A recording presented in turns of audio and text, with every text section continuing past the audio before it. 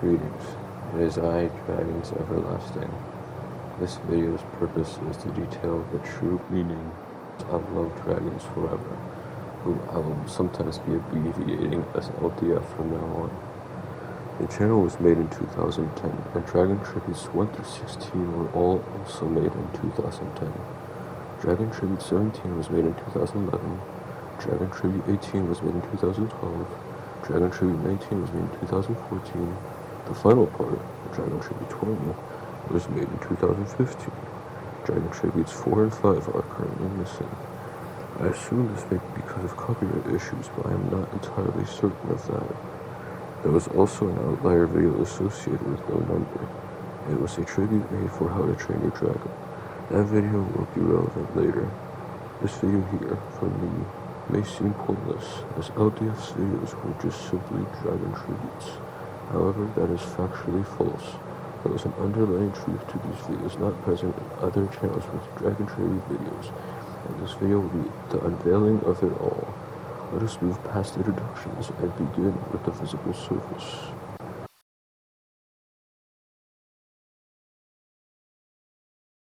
From what it visually seems like when glancing at the titles and watching the videos, nothing is that special other than maybe the perhaps grandiose titles, and how the tributes themselves are not only better edited than other similar videos, but also do great work at handling different tones of their respective themes.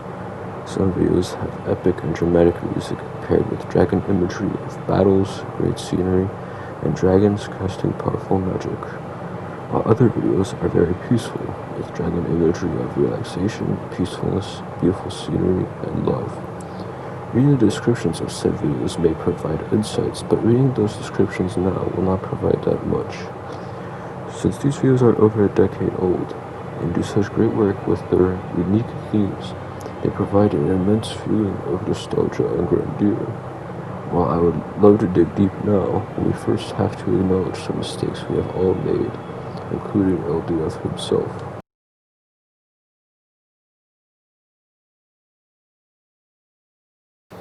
The vast majority of us fell into what I call the trap. I call it this because this is the result of misinterpreting the works of LDF. Me, a decade ago, became associated with the furry fandom. Thankfully, I left 3 years later. However, I was not the only one who decided to join the furry fandom. Many other viewers of the Dragon Tribute videos also fell into that fandom. Even when they did not fall into that trap, they would fall into another one by associating with a dragon-focused fandom, such as How to Train Your Dragon. This is why I mentioned that video before. However, that video could be dismissed as a separate project from the rest of LDF's videos. For further elaboration regarding fandoms and communities associated with LDF's Dragon Tribute videos, I recommend that you watch until the very end. Moving back to the main topic, the How to Train Your Dragon tribute was not the end of that discussion. Around a decade ago, or possibly earlier, a comment was made regarding the furry fandom. It will be displayed on screen right now. The English is not that good, but feel free to read it if you want. The amusing thing about this comment is that I remember reading it when it was first posted. That is how much this comment stuck out to me. Continuing on, after a small thread of comments with English so bad that it is actually illegible, LDF responded, but I will not read it yet. All I need to know for now is that it was a very neutral response, and it did not really touch on the problem with association of both the furry fandom and the truth of his videos. Years later, he responded to comments behind a different viewer account. This account is called Voxter, who I'll be calling Vox for short. The first batch was in 2022. There was nothing wrong with these ones. However, there are changes with 2023s and beyond. In these responses, Vox talks in a simple and diffused way regarding his past work. Let me just read this to you. Thank you very much for this kind comment. I'm still kicking, just on a different channel. And I agree about how these videos are basically from that era and won't work so well today.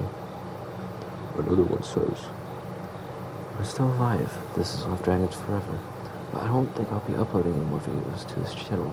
I feel it's at a nice place and brings good nostalgia when people return to the videos I made. I hope you're well. Funnily enough, about the comment I just showed actually contradicts this comment he made a few years ago. Yeah, I'm around, just on this different YouTube channel now. I think I've forgotten the login for this channel, haha. Thanks for the kind comment. While these comments may seem fine by themselves, that would only apply if these tributes were quite literally just the usual dragon tributes you can find anywhere else on YouTube. But other than the better editing and distinct themes, is this actually true?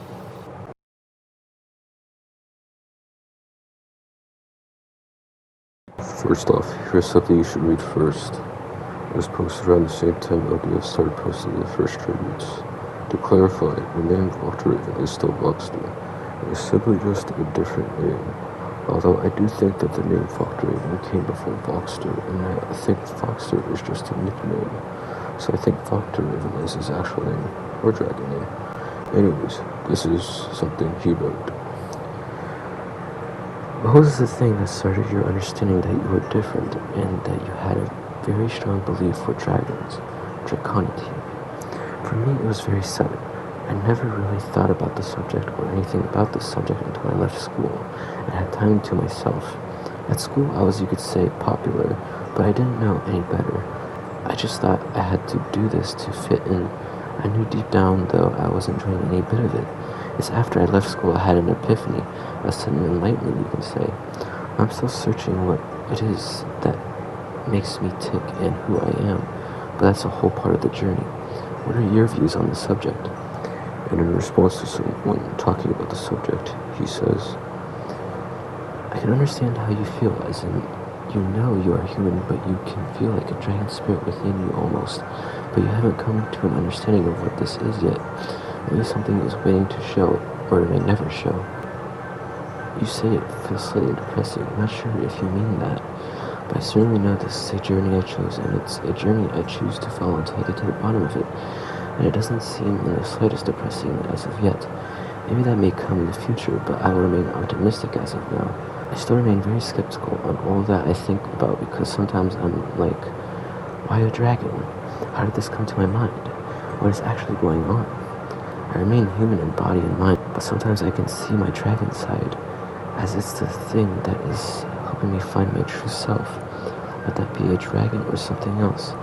I can also draw strength from my beliefs and remain optimistic about many daily things that may depress other humans. I can see myself as different from the crowd and maybe more intelligent, but I don't go boasting about it to any random people. I choose to share my thoughts only with people I feel can understand what it is I am saying. Already, you could see that something deeper is lying beneath the surface.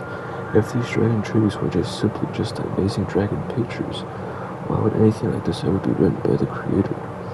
Let us look into other older comments written by LDFs, starting with a comment he posted multiple times on Dragon Tribute 14 and a few other videos after. Had a truly amazing experience a couple weeks ago, which has not left my mind. I regressed back to a past life. I was living in Iya, located in Greece. I was a middle-aged man at the time of regression, wearing long white clothes with long brown hair. I had a wife who I got along with very well, and we lived a peaceful life together. Throughout my life, I was always really interested in spirituality, finding inner peace and improving myself as a soul. I wrote many books on the subject that intrigued me and spent most of my day learning and exploring. I moved forward to an important part of that life.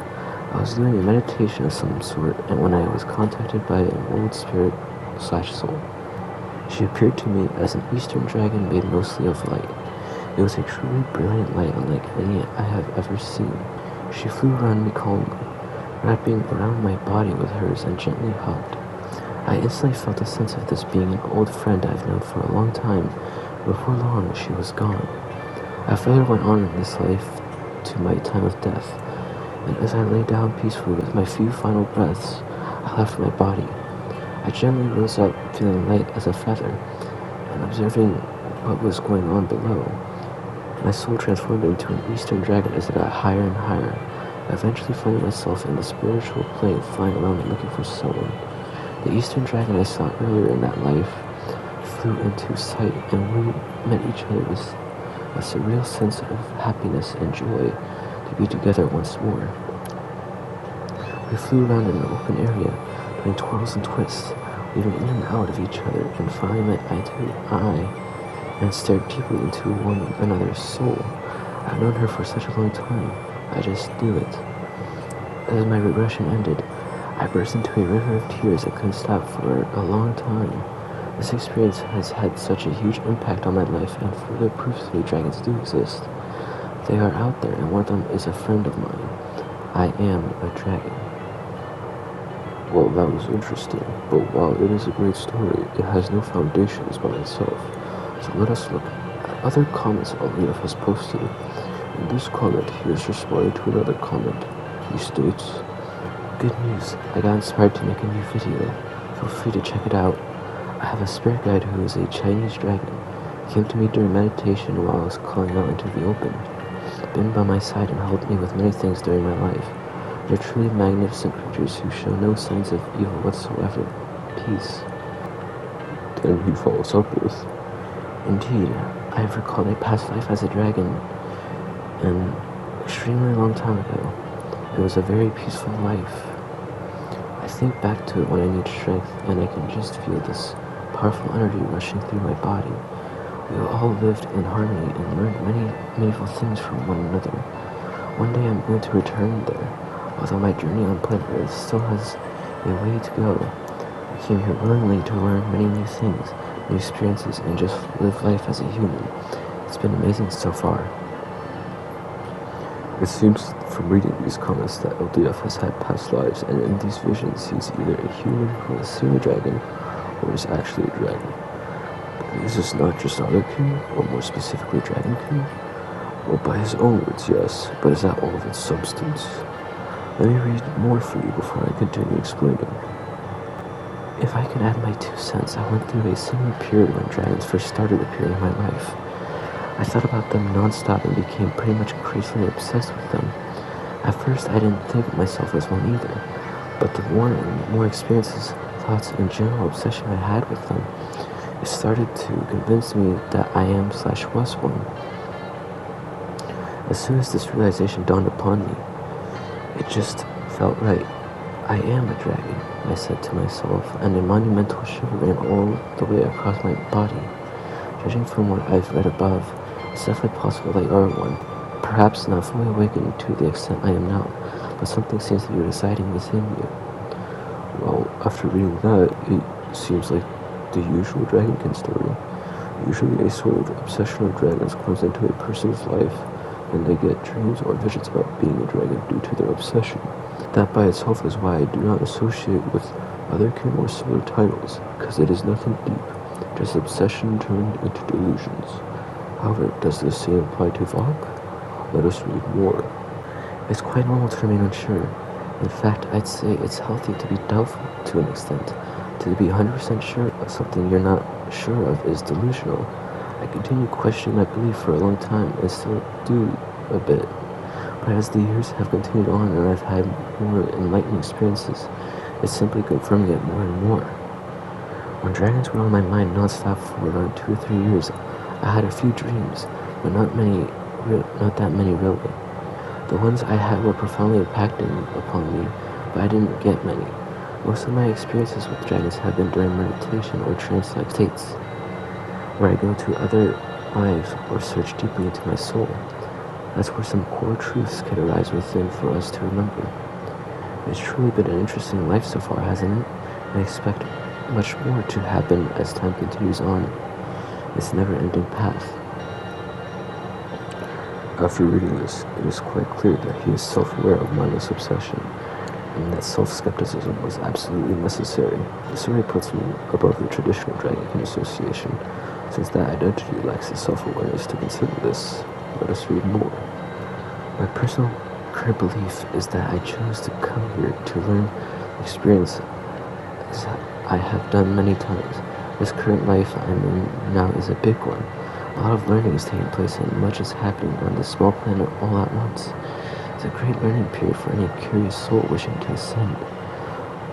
While responding to some comments, he writes this.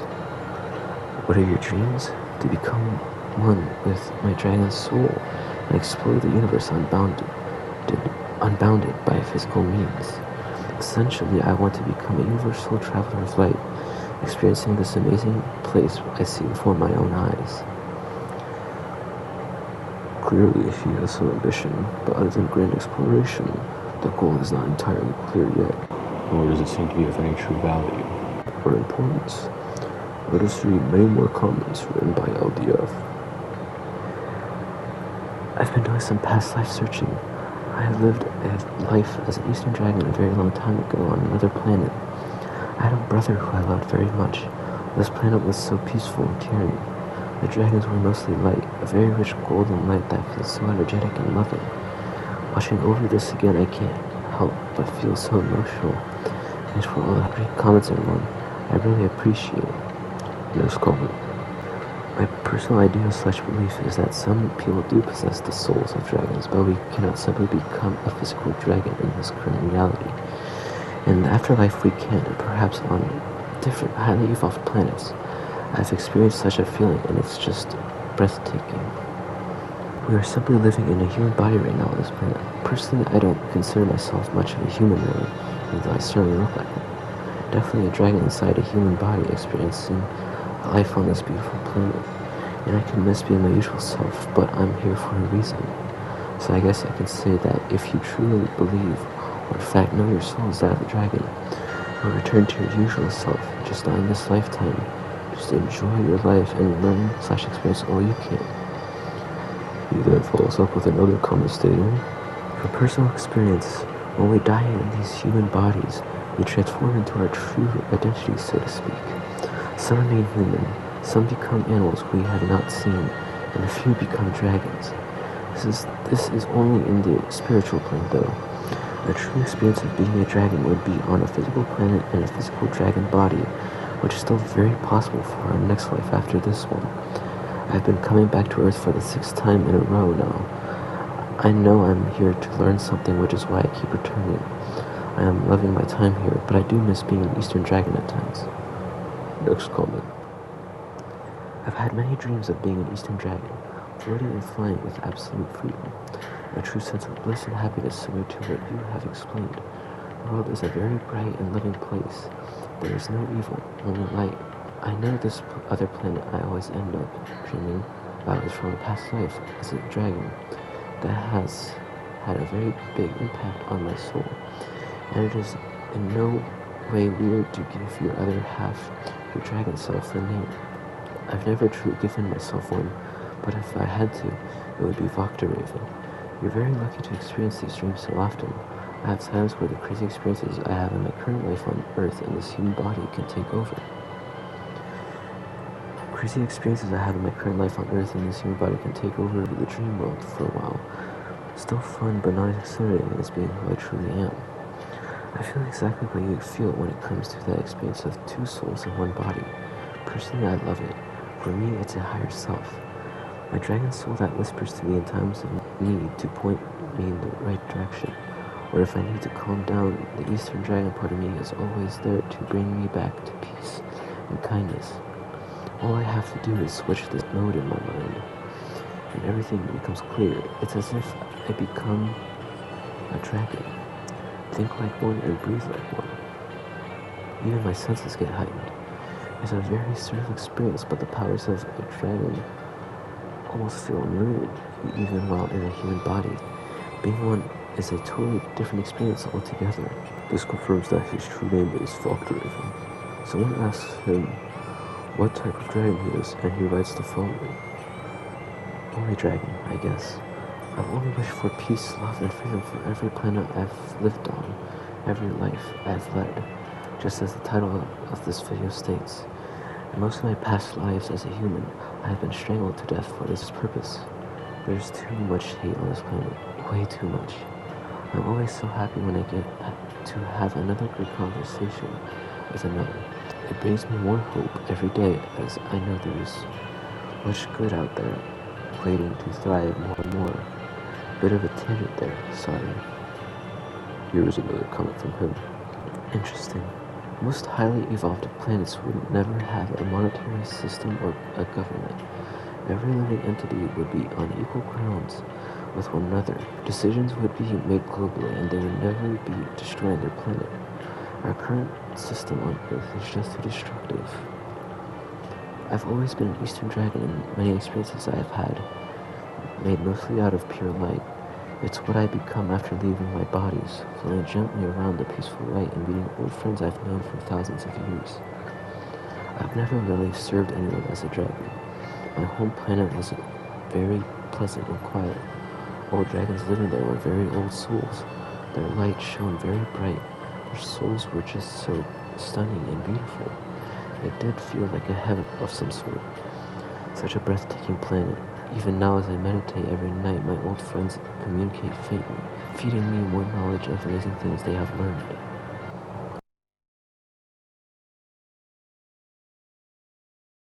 While every comment I just displayed was not every single comment from LDF, I think that these comments show more than enough about what the true purpose of the Dragon Tribute video is. It is not just great music, great pictures, and nostalgia. It is about a purpose of grandeur. Through visions, a true dragon world is properly displayed, and the purpose of this dragon world is for a dimension of freedom, peace, and love. A world devoid of superficiality, materialism, and self-destructive systems. A world where yourself is fully true, and where dragons reign in light and life. A world beyond anything of this plane of existence. The individuals of this world are unique, but remain in harmony and solidarity.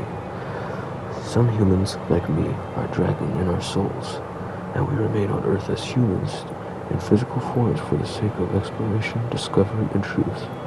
That is the true purpose of the Dragon Tributes Love Dragons Forever made over a decade ago.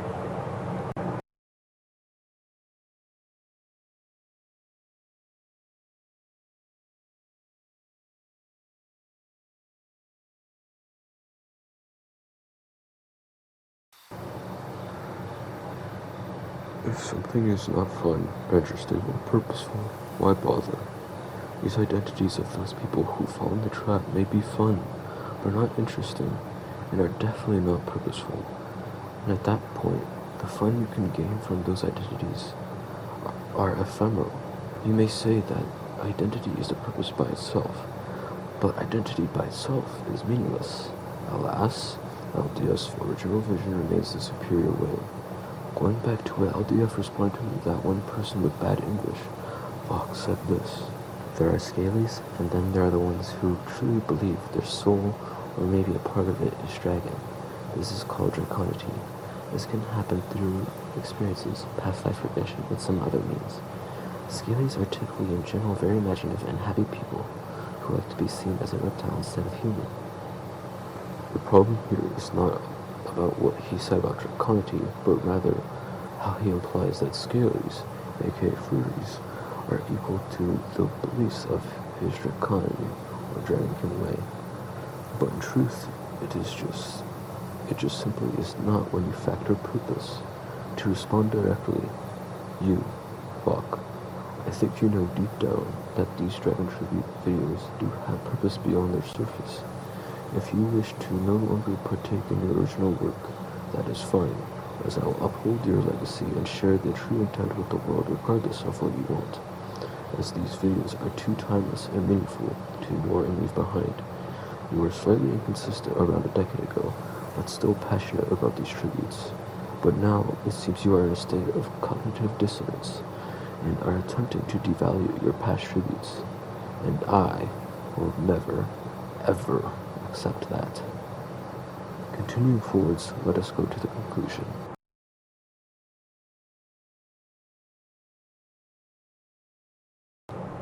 In conclusion, despite what the surface shows and what others have stated, the Dragon Tributes from Love Dragons Forever are way beyond what they seem, and that is why those tributes are better than their peers. Although, even if these tribute videos do not have purpose or meaning, LBS would still be better for the simple fact of better editing, great music, and a choice to remain on a theme relating to dragons. Focusing back on topic, if anything from this, or from Love Dragons Forever resonates with you, and you have been through the necessary processes of self-discovery, you should let me know in the comments below, as I would like to talk about it. I would also like to call us, or this group in particular, the Dragonkin Visionaries. I chose this name because while the purpose of the tributes are Dragonkin related, the vision-related aspects of the tributes create a scope of purpose far beyond anything else related to them. That was LDF's Dragon Vision and Purpose by Dragons Everlasting. Thanks for watching, and farewell.